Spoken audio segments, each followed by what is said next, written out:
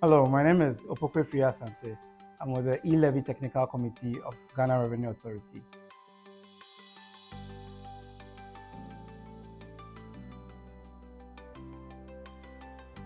It's been over a year since we implemented the electronic transfer levy. It was first passed in 1st May, and then on July 1st, 2022, we rolled out what we call the common platform. So the common platform is a software that basically is integrated with all charging entities. And we know that by charging entities, we mean payment service providers, the commercial banks, we have the electronic money issuers, and then what we call the special deposit taking institutions. So these institutions make up what we call the charging entities. So the platform is set up in a way that we plug into each system of the charging entity so that they can pass transactions, and then the e-levy system will now determine whether or not a transaction is subjected to the levy. Now, if a transaction is subjected to the levy, the platform will now tell each charging entity to apply the rate of 1% on that transfer that an individual is making. So basically, that's the whole concept of the common platform or the e-levy system.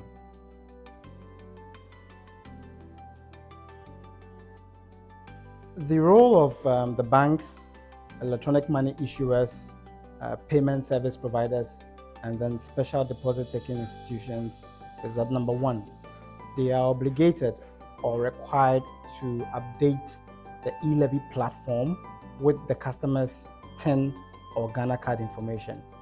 So that is crucial for us to determine whether or not someone is making a transfer to an account that belongs to them. So in the Act, we know of the same person transfers. So the platform will then do the adjudication to determine whether or not it's the same person making the transfer. So it is important for charging entities to update the customer's information, even though the customer may have already updated their records with the institution. It is also important that the charging entity uploads that information to the common platform so that the correct e-levy is then assessed on the system.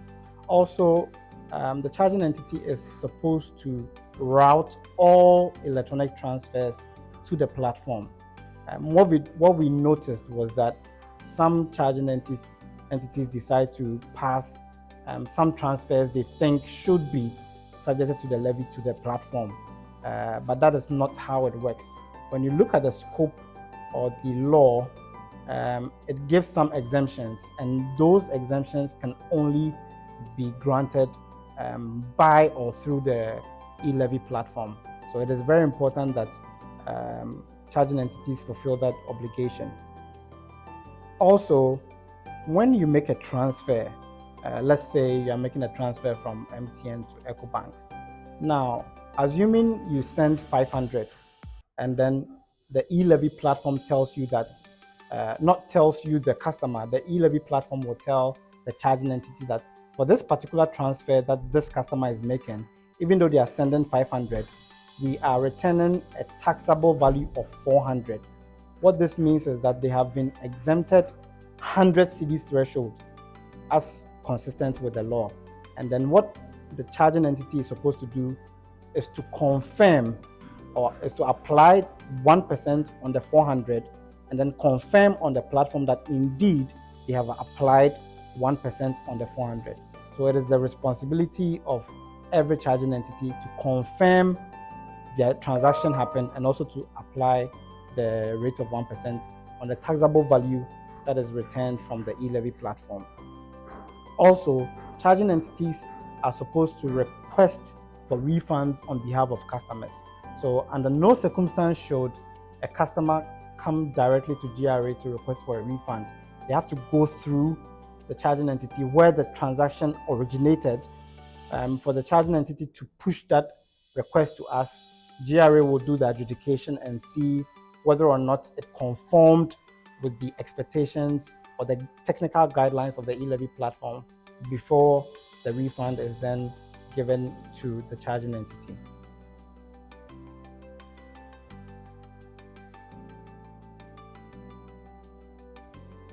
So by design, what we've done with the system is that we are using the Ghana card as basis for identification. This is consistent with the first schedule of the Revenue Administration Act that requires that entities or institutions are supposed to demand TIN when their customers conduct official business with them. So the base identity that we are currently using is the Ghana card. Now, what happens is that if you make a transfer, there will be an identity check between the originating account. So for example, if you are making a transfer from MTN to Vodafone, we will now check the identity behind the account originating that transfer from MTN and do a comparison of the recipient. Now, if these two identities are the same, then regardless of the amounts that you are sending, there wouldn't be any e-levy applied on that transfer. However, if the identities are different, that is the originating account and the receiving account, if these identities are different, then it will be subjected to the levy. But then we have to also consider the mechanics of the daily thresholds. So if it's an EMI transfer, then the 100 cedis threshold is applicable. If it's a bank transfer, bank-to-bank transfer, then we observe the 20,000 cedis threshold, where we charge on the excess of the 20,000 cedis that you've sent.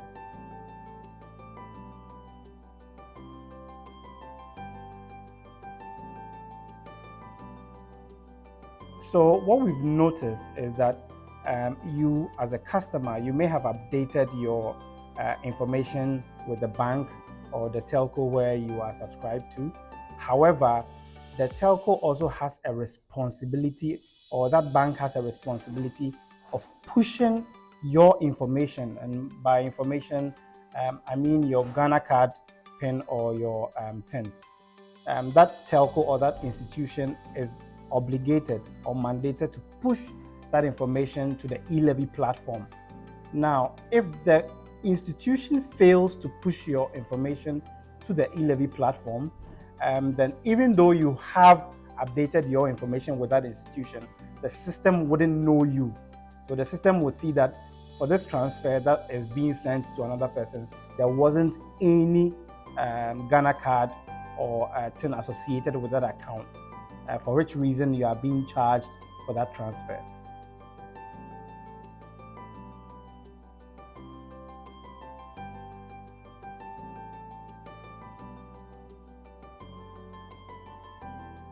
Currently, because we are enforcing the directive to replace the Ghana card or to replace the TIN with the Ghana card, if you make a transfer where the originating account has your Ghana card and then the receiving account has your old TIN, there will be a charge.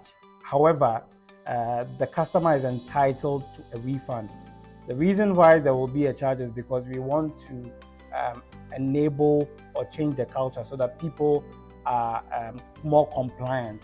So because the Ghana card is now what you are supposed to use as your TIN, your old TIN will soon be discarded. So we want to drive people to update their old TIN with their Ghana card.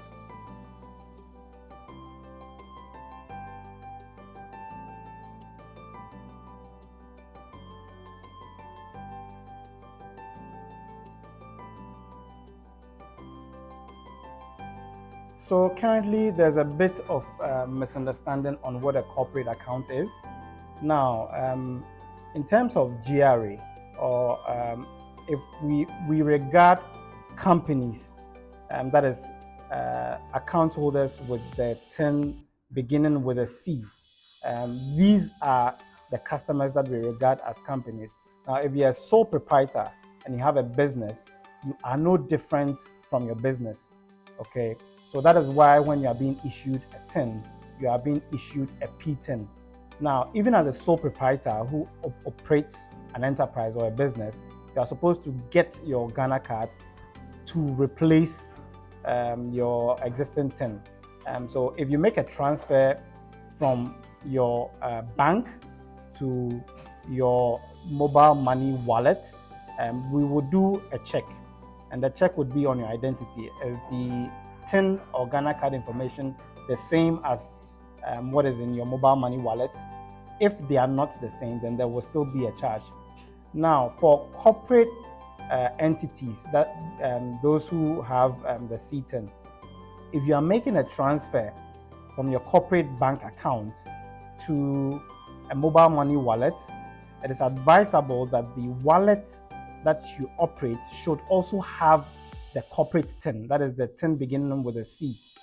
If the director or a shareholder or whoever opened that mobile money wallet uses their personal information to update that account, that is their Ghana card or their TIN, which will be different from the company's own TIN, we regard this as two separate entities, for which reason you would be charged the levy when you make a transfer from that corporate account that belongs to the company to the mobile money wallet that belongs to the individual or the director of the company.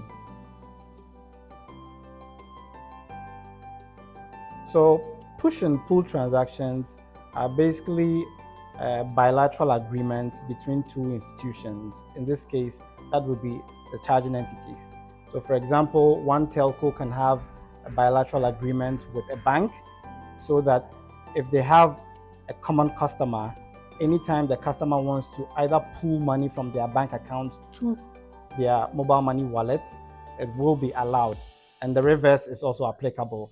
The customer is able to now move funds from their mobile money wallet to the bank. So it is an arrangement between two institutions, and they have integrations in that respect. This is different from having an intermediary where to send money to institutions. Let's say you want to send money from MTN to EcoBank, you would have to go through an intermediary to get to your funds transferred to an EcoBank. So that's a separate arrangement. With a bilateral or push and pull, it is an arrangement or an agreement between MTN or EcoBank or an EcoBank for that purposes of allowing their customers to transfer funds.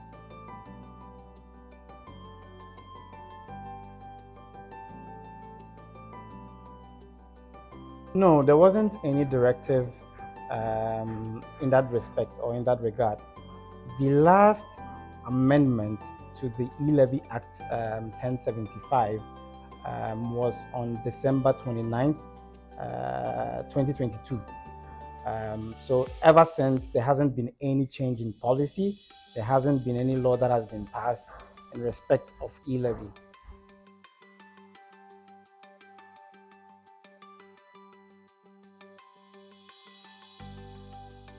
So on December 4th, 2023, we did realize that MTN had routed its push and pull service through the common platform.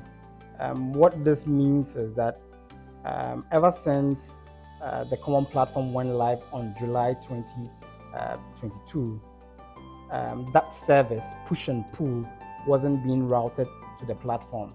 Now, if you used that service between 1st July to 3rd December, 1st July 2022 to 3rd December 2023, and you had no Ghana card or TIN associated with your account, either at the bank or the telco, then you would have enjoyed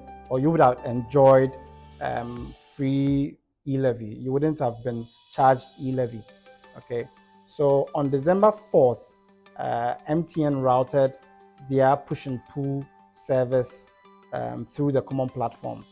What this means is that any customer, whether you're an agent, whether you're a merchant, or whether you are a regular subscriber, if you do not have a Ghana card or TIN, which is same at the bank or at the Momo side, that is the operator side, then all your transfers will be subjected to E-Levy.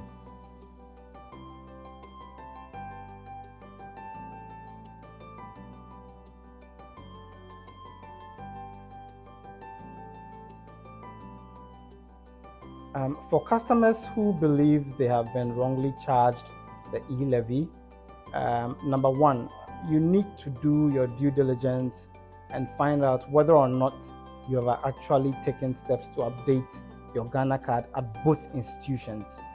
So that will be the institution where you originated the transfer and the institution where your transfer terminated. So if you've done that, then you are entitled to a refund. So you can apply through your institution where you initiated that transaction for a refund to be given to you. Now, for customers who have not or who have failed to update their Ghana card information at both institutions, automatically you'll be disqualified for a refund.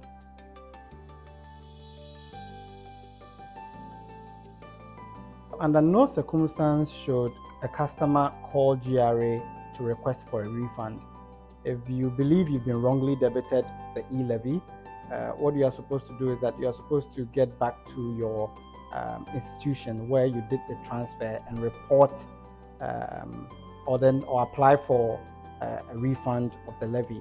Now, your institution, because they actually charged that money and paid to GRA, would now put in an application to GRA for us to look at the transaction and see whether or not a refund is actually warranted. So if it's a wrongful charge, then GRA would refund to the institution, and then the institution will automatically credit your account. So that is how it works.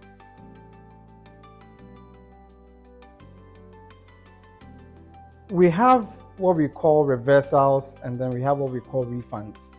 Now, for reversals, within that same day, if you were wrongly debited, that funds or that money would still be with the institution, the charging entity.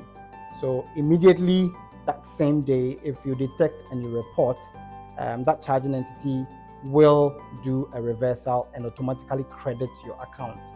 If you fail to report or notice that you have been wrongly debited and a day passes, by then that institution would have transferred or made payment to GRA. So it means that the money is no longer with the bank, but with GRA. So you would have to report to the bank, and then the bank would also put in an application to GRA for the processing to take place. Usually it's about 14 days, but depending on the number of requests that we receive, it may go up to 60 days as per the Revenue Administration Act.